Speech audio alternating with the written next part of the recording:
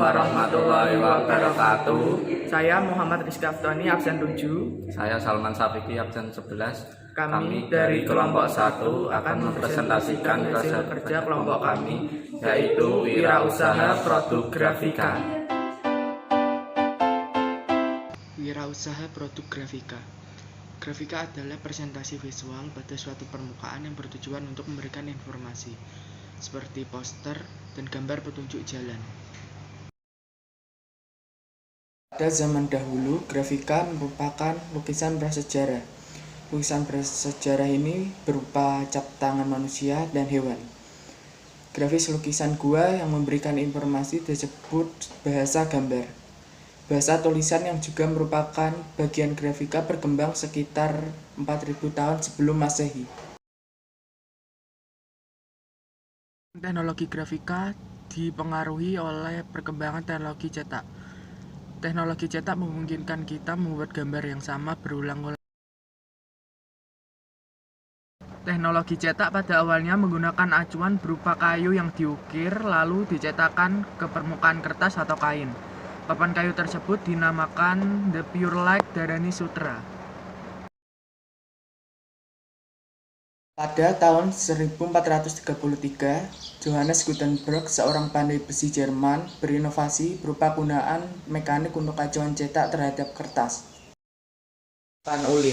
Teknologi tekan ulir ini serupa dengan mekanik yang digunakan pada pengolahan hasil pertanian pada masa itu.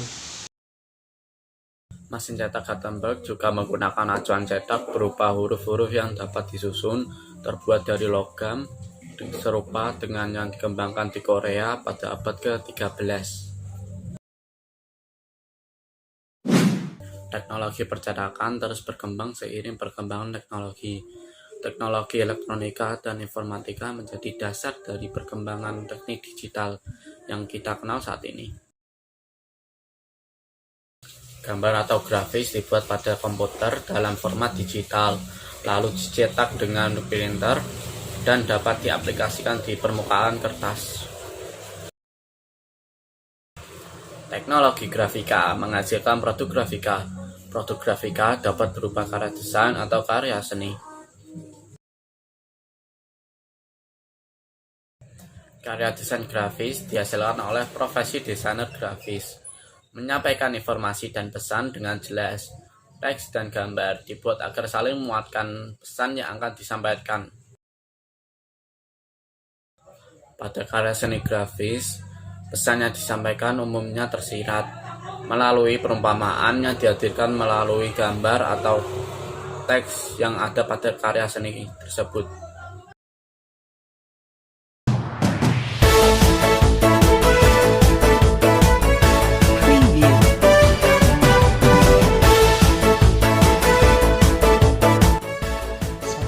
Pandai besi Jerman yang membuat inovasi berupa penggunaan mekanik untuk menekan acuan terhadap kertas adalah A. Wilhelm Emil Fern, Ferdinand von Zeppen, Johannes Gutenberg, atau E. Thomas Alva Edison.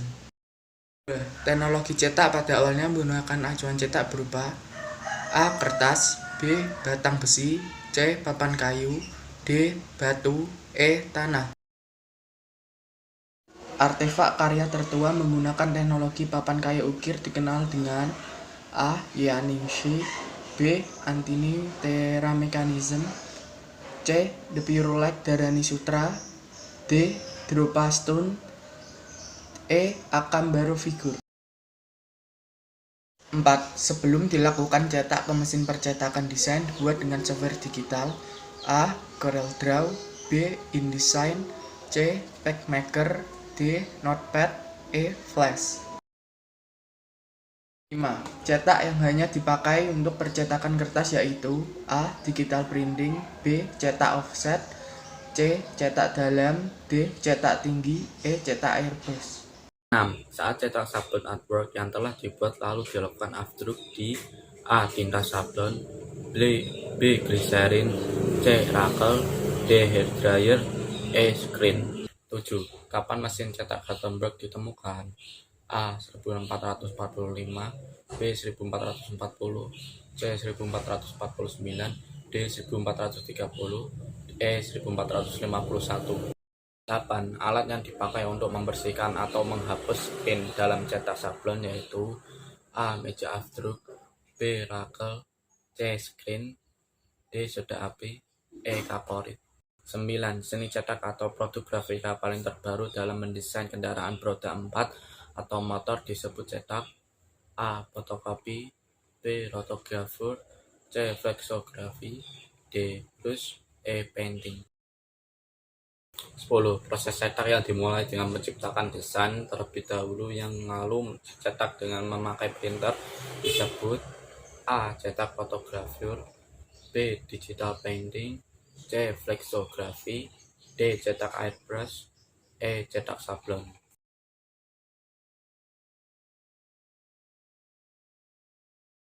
Hey, I'm Bob at I Like to Make Stuff. Today I'm going to show you how to screen print your own t-shirts.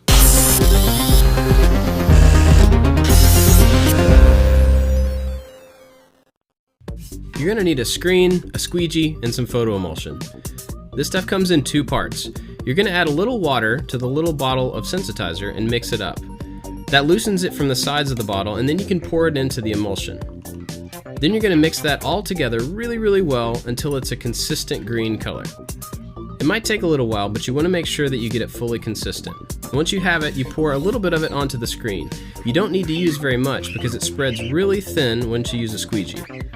Make sure to get the entire thing covered where your art's going to be and make sure it's really even.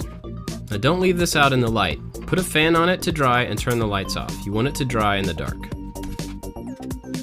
Once it's dry, you do want to work quickly because this stuff is photosensitive, so the longer the light's on it, the quicker it's going to set. Print out your art on some transparencies, and you can do this at any office supply store, and then lay them backward on the back of the screen.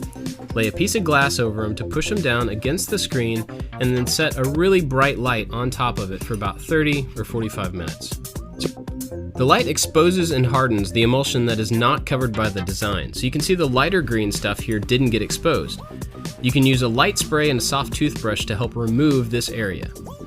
The way printing works is that the green area acts as a mask. The white or lighter area lets the ink through onto the surface that you're printing on. You want to do this gently because you don't want to remove anything that you actually need.